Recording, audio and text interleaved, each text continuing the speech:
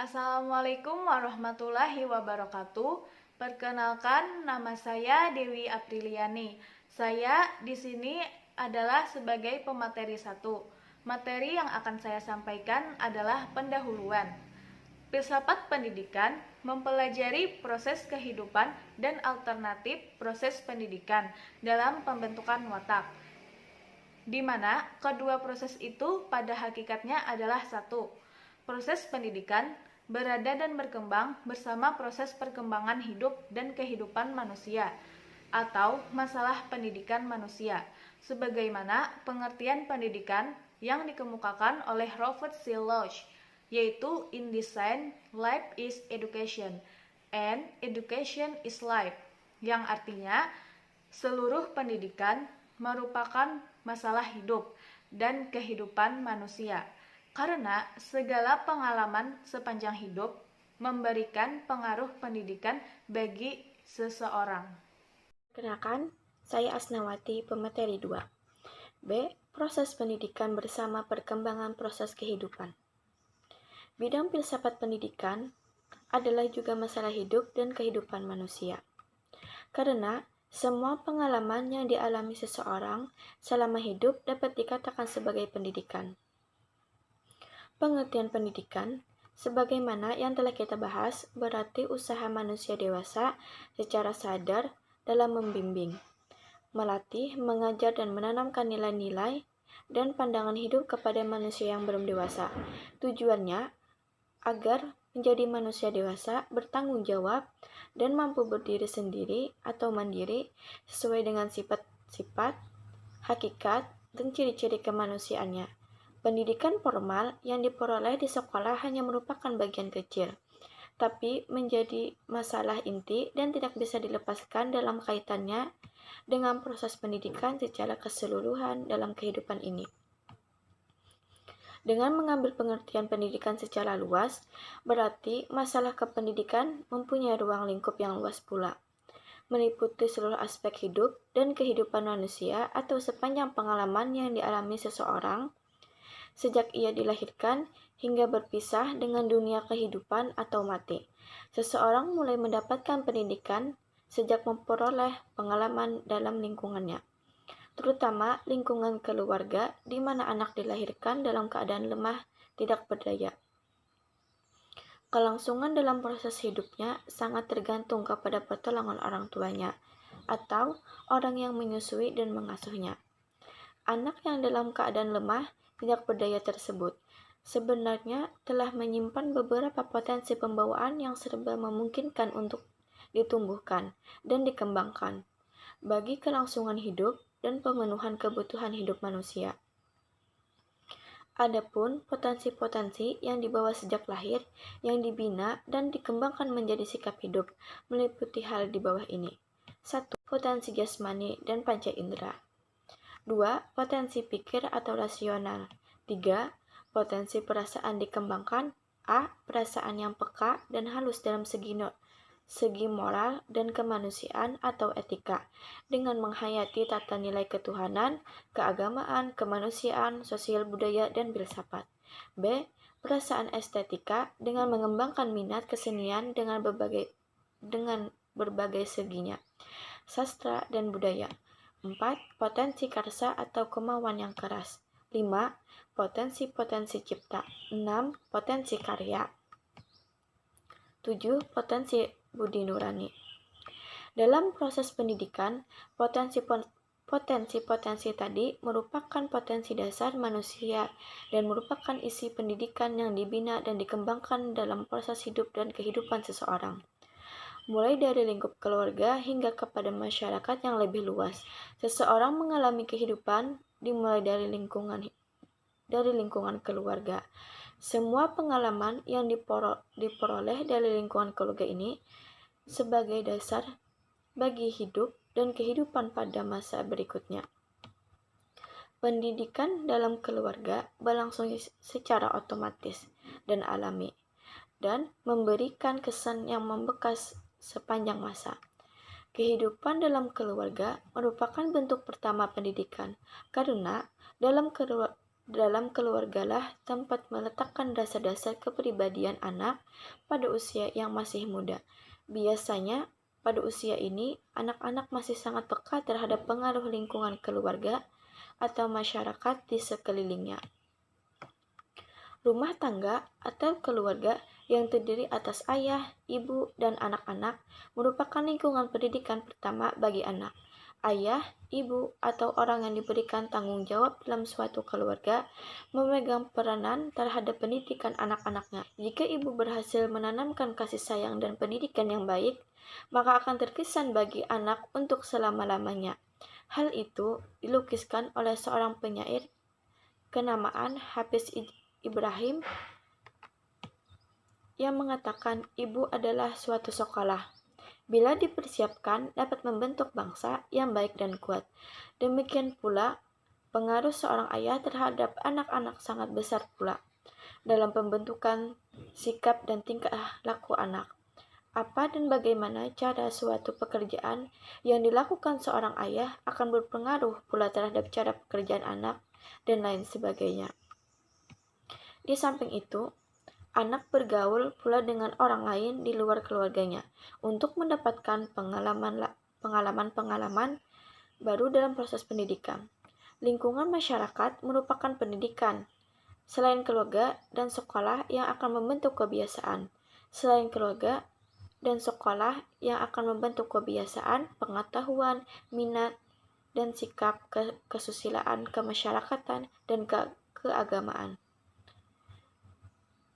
Uraian singkat tadi telah dapat dipahami bahwa proses pendidikan berlangsung bersama dengan proses hidup dan kehidupan seseorang untuk seumur hidup. Oleh karena itu, pendidikan mempunyai kedudukan sebagai bagian yang tidak dapat dipisahkan dengan hidup dan kehidupan manusia, sebagaimana dikemukakan oleh Johann Dewey dalam analisisnya, yaitu pendidikan itu sebagai salah satu kebutuhan hidup, salah satu fungsi sosial, bimbingan, sarana pertumbuhan, dan mempersiapkan, mengembangkan, dan membentuk kedisiplinan. Jadi pendidikan merupakan suatu aktivitas manusia terhadap manusia dan untuk manusia, atau yang berhubungan dengan hidup dan kehidupan manusia dengan segala problematikanya. Demikian pula, sekolah atau madrasah sebagai lembaga pendidikan formal berfungsi membantu keluarga untuk menanamkan nilai-nilai pendidikan kepada anak sebagai kelanjutan proses pendidikan yang dialami anak setelah keluarga dan lingkungan masyarakatnya.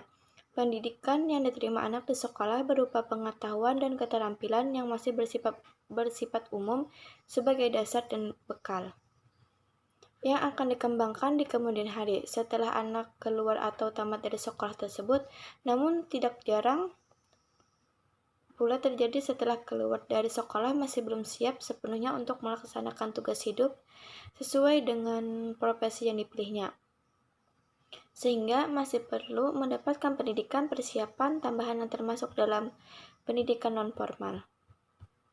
Setelah itu, dalam lingkungan kerja, sekalipun pendidikan itu tetap berlangsung, yaitu pendidikan secara formal, karena segala pengalaman yang diperoleh seseorang, baik dalam keluarga, masyarakat, dan lingkungan kerja, akan memberikan pengaruh kepada tingkah laku dan kepribadian seseorang selama hidupnya. Saya bernama Putri. Di sini saya akan melanjutkan pembacaan sambungan dari materi yang teman saya baca. C. Proses hidup manusia dan filsafat pendidikan sudah merupakan suatu kenyataan dalam proses kehidupan manusia bahwa mereka harus melaksanakan tugas-tugas hidup yang dilaksanakan dan ditunaikan dengan baik dan sempurna sejak zaman kehidupan mereka yang sederhana di hutan rimba dan di goa batu atau di tempat lainnya sampai kehidupan umat abad ini di dalam kehidupan manusia yang sederhana. Mereka bersusah payah dan penuh kesulitan yang beragam dalam menghadapi perjuangan hidup bersama dengan hewan dan makhluk lainnya dalam memperebutkan makanan dan tempat tinggal. Dalam hati mereka mungkin juga timbul pertanyaan sebagaimana dilukiskan oleh Papillon secara filosofis dalam bukunya The Story of Mankind, sejarah umat manusia sebagai berikut.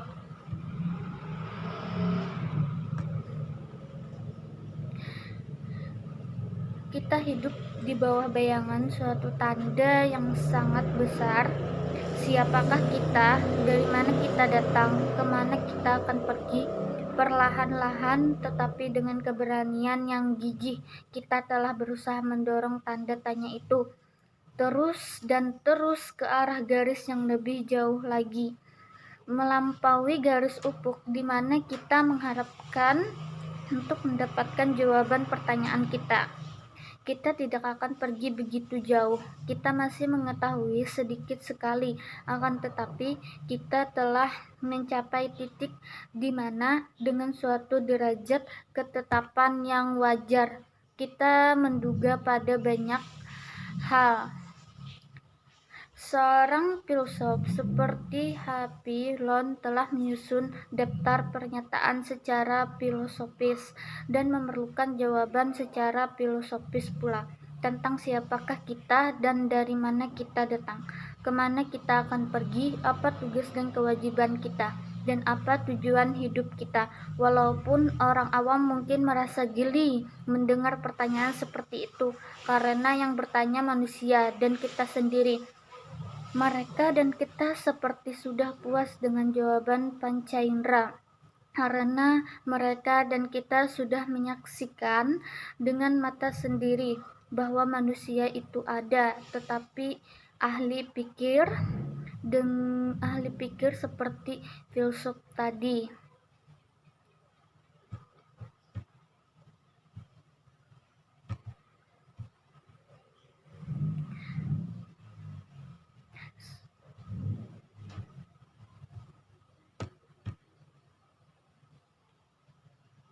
Pertanyaan seperti yang diajukan tadi dan mencarikan jawabannya secara filosofis pula, dan inilah yang merupakan inti permasalahan filsafat yang meliputi umat manusia di jagat raya ini, yang berkembang dengan otak dan pikiran manusia. Proses pemikiran manusia seperti ini dalam kehidupan manusia juga mendasari perkembangan filsafat, karena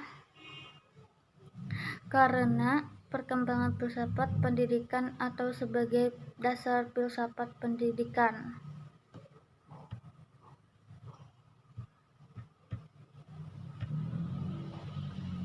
Aliran-aliran filsafat pendidikan yang lahir kemudian seperti progresivisme, esensialisme, eksistensialisme, eksperimentalis, perennialisme, rekonstruksionisme, dan lain-lain masih berdasarkan kepada filsafat idealisme dan realisme tadi. Hampir semua aliran filsafat ini membicarakan masalah pendidikan.